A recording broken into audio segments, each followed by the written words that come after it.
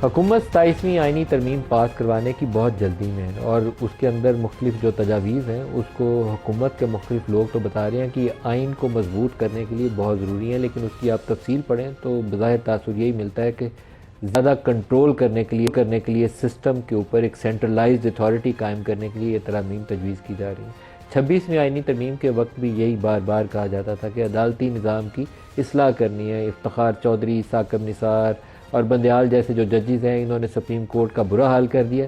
अब हमने अदालत को ठीक करना है, लेकिन उसके बाद इस्टेब्लिश ये हुआ कि 26वीं आइनी तरमीम के नतीजे में जो आइनी बेंच बनाया गया तो उससे सुप्रीम कोर्ट की जो ऑटोनॉमी, जो इंडिपेंडेंस थी, जो रहनी चाहिए थी एक आला अदालत के पास इख्तियार और ताकत, वो हमने मुकम्मल तौर पर सलब कर लिया। इसी तरीके से 191 की जो प्रोविजंस थी उसको कंप्रोमाइज़ कर दिया गया।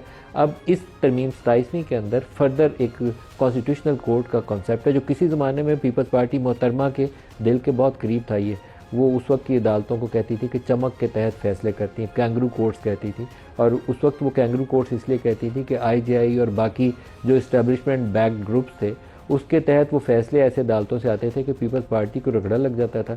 और नवाज शरीफ साहब इस्टेब्लिशमेंट के जिस ज़माने में करीब होते थे, क्योंकि 2-2, 3-3 साल के साइकिल थे, कभी वो करीब होते थे, कभी वो जेल में या पाकिस्तान से बाहर होते थे, तो उस वक्त उनको वो अदालतें सपोर्ट करती थी। तो वो कैंगरू कोर्ट्स उसको भी उन अदालतों को कहती थी। उस वक्त आइनी अदालतों का भी तसव्वुर वो लेकर आई कि ये होना चाहिए ताकि एक आम आदमी तक इंसाफ मिले, जो असल केसेस हैं वो सुने जा सकें। लेकिन आजकल की सूरत हाल उससे बहुत मुख्तलिफ और बहुत आगे जा चुकी है। At the end of the day क्या बनेगा अभी कहना बहुत ही कबल वक्त है। इसी तरीके से आर्टिकल 243 के अंदर जो तरमीम तजवीज़ की जा रही है, इससे कुछ मिलती जुलती चीज़ें 26वीं आइनी तरमीम के वक्त भी आई थी। पीटीआई उससे बहुत शोर मचाया। मौलाना फजल रहमान जो थे उनके यहाँ बैठक सजती रही। मौलाना ने उस वक्त अच्छा प्ले किया, लेकिन एक ख़ास स्टेज के ऊपर जाकर मौलाना को भी मैसेज दिया गया कि या तो फॉल इन लाइन, अदरवाइज़ हम तुम्हारे बगैर ही ये तरमीम पास कर लेंगे। 1 या 2 बंदे चाहिए तो वो कि जेयूआई के हों या किसी और पार्टी के हों, वो मैनेज किए जा सकते हैं, तो तरमीम पास हो जाएगी। तो मौलाना साहब अल्टीमेटली जो थे वो उस हार्ड लाइन से पीछे हट गए। पीटीआई वाले बार बार इमरान खान की इजाज़तनामा लेने जाते थे। पीटीआई ने उसके ऊपर बहुत अच्छी सियासत नहीं की। उन्हें पब्लिकली कुछ इश्यूज़ के ऊपर पोजीशन लेनी चाहिए थी, जिसमें आइनी बेंच के ऊपर भी उन्हें पोजीशन इख्तियार करते हुए अंदर एक फ्रीक बनना चाहिए था। लेकिन वो पहले तो मुशावरत में शामिल रहे, मौलाना के ज़रिए मिलते भी रहे, आते भी रहे, जाते भी रहे, फाइनल स्टेज पर पीछे हट गए। अब शायद उनका वो वेट नहीं होगा।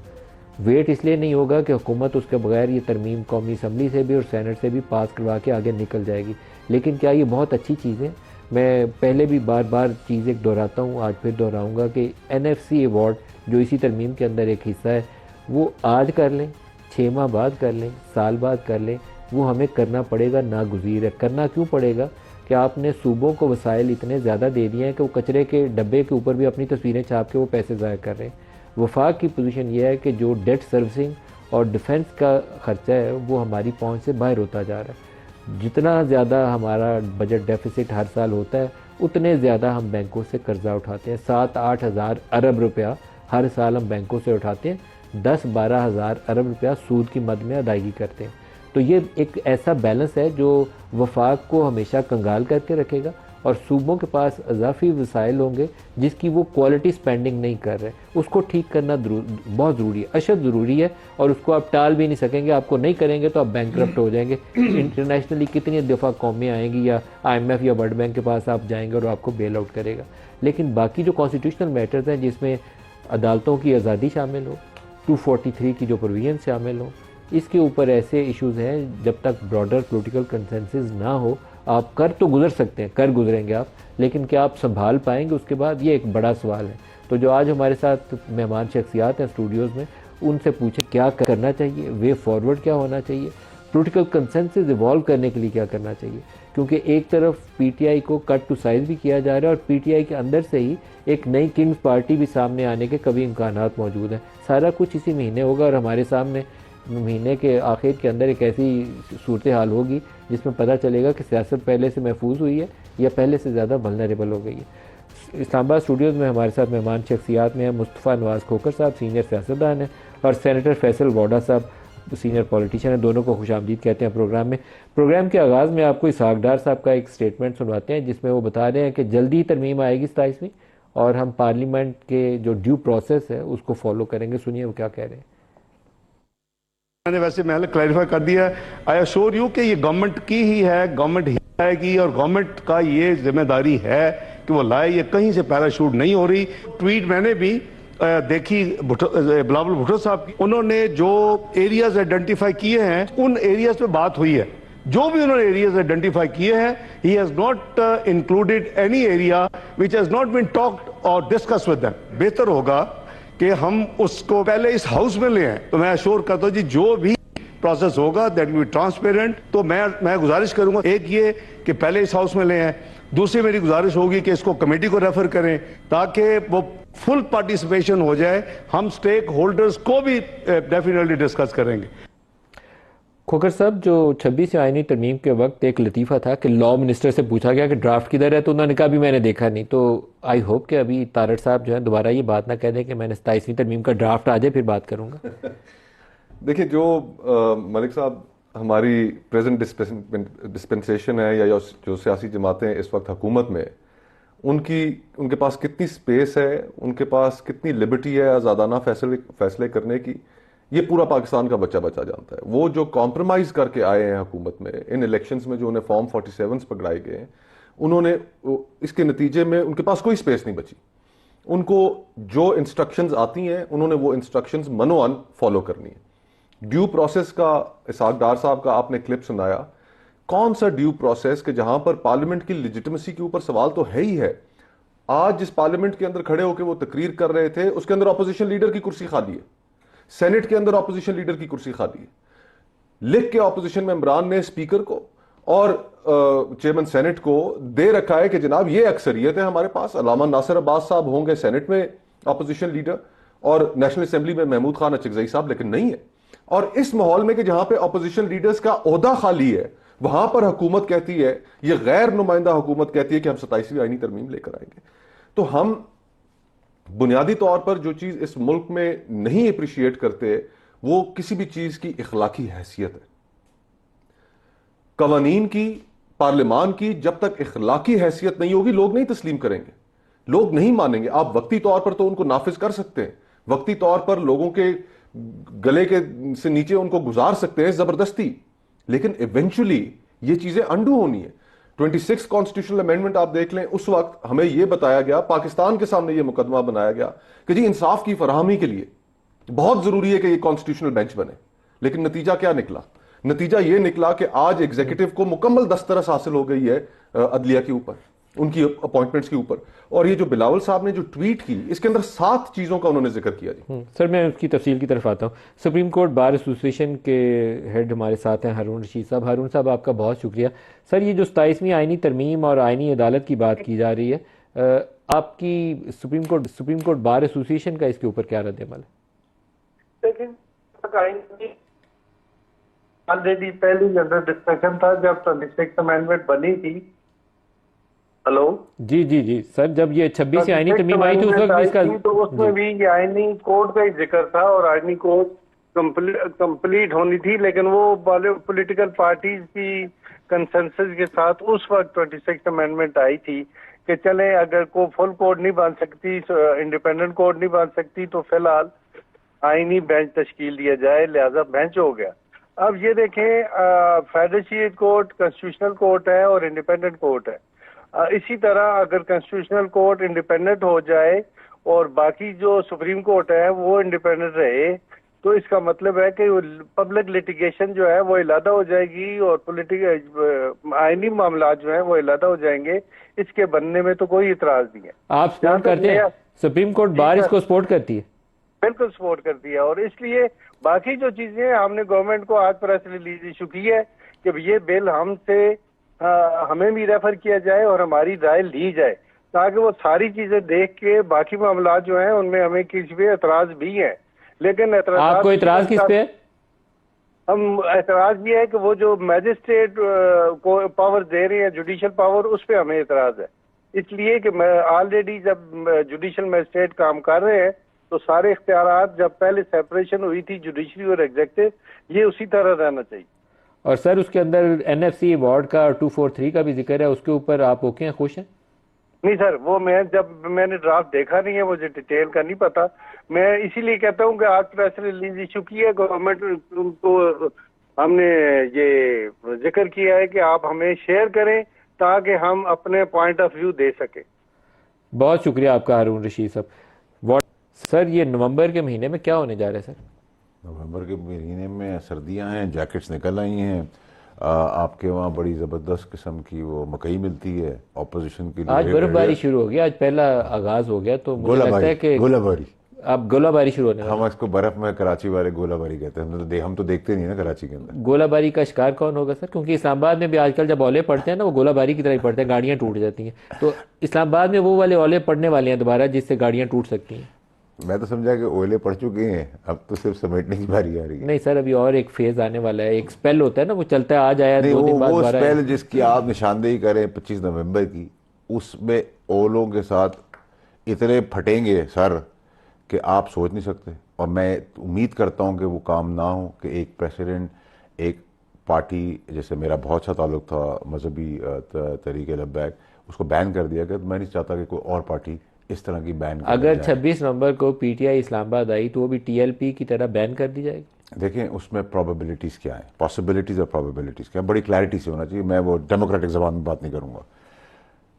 एक बैन का ऑप्शन भी है, फेंटे का ऑप्शन तो है ही, ठीक है, बैन का ऑप्शन भी है, गवर्नर राज का भी ऑप्शन है, ठीक है। तो अब आपने मुस्बत पॉलिटिक्स करनी है, आपने केपीके के लोगों की खिदमत करनी है, या 13 साल में आपने वहां ये बताना है यहाँ कोई चोरी नहीं हो सर रही। मुस्बत कौन डिफाइन करेगा? क्योंकि आमतौर पर ना, मैं अब कोई 35 साल से इस प्रोफेशन में हूँ, तो जो बंदा ताकतवर होता है ना, उसकी कौमी मुफाद की और मुस्बत की एक अपनी डेफिनेशन होती है। मतलब बाजवा साहब भी हमें बताया करते थे मैं आपको उसी मुस्बत और कौमी दायरे की बात कर रहा हूँ। तो आप उन्हीं की बात कर रहे हैं। मैं उसी बिल्कुल, मैंने कहा कहीं भाव में रह जाए, हम सेम पेज पे ही हैं। सेम पेज पर, हाँ, सेम पेज पर ही हैं। तो वो मुस्बत उस हिसाब से सही होनी चाहिए। ऐसा देखें, अगर हम ये बात करते थे कि ये पार्टी चोर है, ये चोर है, ये चोर है, सूबे में काम नहीं हुआ, तो अब तो सभी चोर हैं। अब सभी चोर हैं। केपीके में 13 साल में आपने सड़कें देख ली, अस्पताल देख लिए, स्कूल देख लिए, कॉलेजेस देख अब लिए। नून लीग और पीपल्स पार्टी को भी साथ ही शामिल किया। नहीं, ये कहते थे ना, अच्छा। तो अब तो ये कहने के काबिल नहीं रहे ना। यहाँ सारे सूबों में ज़्यादा चोरी हो गई, यहाँ टेरर एक्टिविटीज़ ज़्यादा हो गई, यहाँ माल बनाने का गेम ज़्यादा हो गया, यहाँ स्कूल कॉलेज 13 साल तो यहाँ है ना। हम पीपल्स पार्टी को कहते हैं सिंध में आपने रोडें नहीं बनाई, तो यहाँ 13 साल रहा। यहाँ तो मैंने नहीं सुना कोई ब्रेकिंग न्यूज़ चल रही हो कि यहाँ सड़कें नहीं बनती केपीके में, यहाँ अस्पताल नहीं है, यहाँ बुरा हाल है, बेहाल है लोग। क्या वहाँ मिला केपीके के लोगों को, ठीक है। अच्छा, पॉपुलैरिटी का मतलब ये तो नहीं कि सड़कें मिल गई आम आदमी की। सर जहाँ से आपने जुमला स्टार्ट किया था वहीं आपको लेके जाता हूँ। आप कहते हैं 26 नवंबर को अगर पीटीआई वाले उसी तरीके से पिछली 26 नवंबर की तरह इस्लामाबाद आए, तो जो 2 ऑप्शन हैं, एक ऑप्शन ये है कि फेंटा तो लगेगा ही लगेगा, हाँ, ये तो आपका 100% है कि फेंटा तो 100% है। हाँ, तो और वो दूसरा ऑप्शन ये है, वाला ओले जिसमें गाड़ी के बड़ी बड़ी गाड़ियों के शीशे टूट जाते हैं। टूटे थे, तो वो वाले ओले भी फट सकते हैं। आपने यूज द वर्ड कि वो वाले ओले फट सकते हैं। हाँ बिल्कुल, सर फट इसमें कोई इबाहम ना रखे। और थर्ड आपने बोला कि वो जैसे टीएलपी को बैन किया गया, अगर वो काबू नहीं आएंगे तो या टीएलपी की तरह बैन कर दी जाएंगे, तो या मैंने कहा बैन का भी ऑप्शन है और गवर्नर राज राज लगा के भी ऑप्शन है। तो ऑप्शन तो है गवर्नर, ये दोनों एक्सट्रीम ऑप्शन हैं, या बैन कर दें। ऑप्शन है, आपके ख्याल में इधर तो नॉर्मल हो गया पाकिस्तान में चीजें। एक पॉलिटिकल पार्टी को बैन करना इज ए नॉर्मल फंक्शन? अगर पॉलिटिकल, अगर सर मैं आपने मुझे शो पे बुलाया हुआ है, मैं अभी आपके यहाँ बंदूकें खोल दूं, गोलियां चला दूं, आपके कैमरामैन को गोली मार दूं, मुस्तफा को टांग तोड़ दूं, आपके गिरबान को पकड़ लूं, आग लगा दूं, तो आप क्या कहेंगे? सर आप इजाजत है? सर क्योंकि आप मैं कर सेनेटर हूं। सकते हैं, आपके पास बंदूक भी होती है, तस्वीरें शीरें आपकी माजी में आती नहीं है, तो तो आपसे गाड़ी में बच भी के है रहना सर। पड़ता है। अभी पड़ी हुई है ना? हाँ हाँ सर, वो तो हिस्सा है सर, वो तो इसकी गाड़ी में पड़े हुए हैं। हम तो खुली बात करते हैं सर, अब अच्छा लगे बुरा सर लगे। नवंबर के महीने में होगा क्या ये बता दें, क्योंकि नवंबर का महीना बहुत इवेंटफुल महीना है, ये इसमें काफी कुछ होना है। तो आप मुझसे पूछते थे, मैं आपको सीरीज बताता जाऊँ। आप बताएं सर, क्या होगा? आप बताएं कौन सा सवाल आपको, मुझे तो बहुत सारे बस वो एपिसोड है ना, आप बताएं। इमरान खान का क्या होगा? इस साल के अंदर कुछ नहीं हो रहा। अच्छा, अगले साल में क्या होगा? अगर यही सियासत रही मनफी, गोले बारूद, बदमाशी, गुंडागर्दी और तोड़ फोड़ की, तो कुछ नहीं होगा, और मुझसे मखड़े हो जाएंगे, और प्रॉब्लम्स आ जाएंगी, और तकलीफों में जाएंगे, वो जो मैं नहीं चाहता कि होना चाहिए सर। और पीटीआई के अंदर से एक नई पीटीआई किंग्स पार्टी बने जा सर नहीं, देखे मैं आपको बताऊँ, उसमें मेरे दोस्त हैं, मैंने उनसे बड़ी दोस्ती निभाई है। आज भी पावर कॉरिडोर्स में पीटीआई के अंदर जो पावर पॉलिटिक्स में है, उनके साथ भी मैं दोस्तियां निभा रहा हूँ, क्योंकि मैं दोस्ती अपनी निभाता हूँ। नई किंग्स पार्टी बनने वाली है? देखिए सर, मैंने 8 महीने पहले कहा था सेनेट के बाहर एक जीरक सियासतदान पर नजर रखिएगा, वो आपने देख लिया, वो बात हो गई। लेकिन सर ये फ्लॉप शो है, और इसमें कुछ नहीं होना, और ना पीटीआई का रिप्लेसमेंट ही इमरान खान है, इमरान खान का रिप्लेसमेंट ही पीटीआई, ये दोनों नाम एक ही हैं, ठीक है। तो इसमें तो शाह महमूद की सरबराही में कोई पीटीआई का नया ग्रुप नहीं बन सकता, मतलब उसकी कोई वैलिडिटी नहीं होगी, लेकिन ग्रुप शाह तो महमूद बन साहब- जाएगा लेकिन उसका वजन नहीं होगा। वजन नहीं होगा। देखिए 9 मई के अंदर शाह महमूद कुरैशी साहब बेगुनाह है, इसमें क्लैरिटी रखें। उमर चीमा है, शिबली फराज है, ऐसे बहुत सारे नाम हैं जो अच्छे चेहरे हैं, जो अच्छे हैं, प्रॉब्लम में है लेकिन अच्छे चेहरे हैं। उमर चीमा और शिबली फराज अच्छे चेहरे हैं तो जेल में क्यों है? देखिए वो तो अब उनको अपना केस फाइट करना है। देखिए ऐसा तो नहीं हो सकता कि कई दफ़ा आप अगर मुझसे पूछें 15-16 साल की जो लाइफ उनके साथ मैंने गुजारी है, मैं तो शिबली फराज को बहुत अच्छा आदमी समझता हूँ, सर, बाज़ और लोगों का- उमर चीमा को भी मैं बहुत अच्छा, बहुत ज़बरदस्त आदमी समझता हूँ। इसमें मेरी दो राय नहीं है इसके अंदर। सर फिर उनको छोड़ देना चाहिए ना। देखिए सर, मेरा ख्याल है जब ट्रायल होगा तो उनको छूट जाना चाहिए। तो फिर ट्रायल होगा तो तब 2 साल से तो बेचारे अंदर सड़ रहे हैं, ट्रायल करवा दें, उनका क्या देखिए है? सर 14 साल जजाई साहब ही रहते ट्रायल हो गए हैं, सजाएं हो गई हैं 10 साल और सजाएं जिस एविडेंस की बुनियाद पे हुई है, सॉरी वो एक पुलिस वाली। कि वो एक पुलिस वाला छुपा हुआ था मेज के नीचे और उसने सारी साजिश सुनी और उसकी बुनियाद पे सजाएं हो गई। सर वो तो ये अगर एविडेंस होगी, देखिए प्रोसिक्यूशन जो थी उसके ऊपर एतराज, लेकिन जो प्रोसिक्यूशन हुई है 9 मई को बहाना बनाकर इतने लोगों के साथ प्रोसिक्यूशन हुई है कि जिसके बाद फिर उसकी जस्टिफिकेशन रह नहीं जाती। अभी भी मेरे भाई ने जो बात की कि जी फेंटे के लिए तैयार रहे, ये पाकिस्तान के अंदर ये जो अब एक कल्चर बन गया है कि जिसके अंदर नीचे से लेकर ऊपर तक हर बंदे की यही ख्वाहिश है कि मेरे हाथ में डंडा हो और मैं अपने मुखालिफ का बस फेंटे पे फेंटा लगाऊं। ये दायरों का वो सफर है। 90 की दिहाई के अंदर हमने ये फेंटे वाली सियासत देखी और फिर उसके कॉन्सिक्वेंसेस भी हमने देखे। हमने सियासत को वापस अपनी जगह पर लेकर आना है और उसके लिए ये एनवायरनमेंट क्रिएट करनी पड़ेगी कि जिसमें हम फेंटे वाली गुफ्तगू से बचे। सर नहीं बच जिसके अंदर नहीं बच सकते। अगर नहीं बच सकते और फिर सारा निजाम फ्रैंकली आज ये जितना कॉन्स्टिट्यूशनल अमेंडमेंट 27 की जो बातें हो रही हैं उसके 2 हिस्से हैं मलिक साहब। सर पीटीआई, नून लीग और पीपल्स पार्टी, ये 3 जमातें बराबर की 33% तीनों का हिस्सा दे दें तो 99% इनके हिस्से में आएगा। तीनों बराबर की इस फेंटे वाली सियासत की जिम्मेदार है। तो ये अपना रवैया बदलना पड़ेगा ना। एक ये हर बेनिफिशियरी और 2 जमातों ने तो इसकी कीमत जब अदा की तो उसके बाद वो 2006 में बैठे और उन्होंने आपस में एक मिसाल सुधरे नहीं। ये बात ठीक है, वो दोनों जमातें नून वोट को इज्जत दो, मिसाक जमहूरियत, पीपल्स पार्टी सारे पीछे हट गए। अगर आज हमने पाकिस्तान को आगे लेके जाना है तो हम सियासी मुखालिफ आपस में जरूर रहेंगे लेकिन सियासी दुश्मन नहीं बनेंगे। यही फॉर्मूला है, इसके अलावा आपके पास कोई फॉर्मूला नहीं है। आज मुल्क के अंदर पॉलिटिकल टर्मोइल है। इस टर्मोइल की वजह से आपके लोग जवान मुल्क छोड़कर जा रहे हैं, आपकी इकोनॉमी दगरगू हालत में है, आपके पास बेरोजगारी की इंतहा है। ये पॉलिटिकल टर्मोइल जब तक नहीं खत्म करेंगे कोई इन्वेस्टमेंट नहीं करेगा आपके मुल्क में। फॉरेन कंपनीज आपको, बड़ी बड़ी कंपनीज आपको छोड़ के जा रही हैं।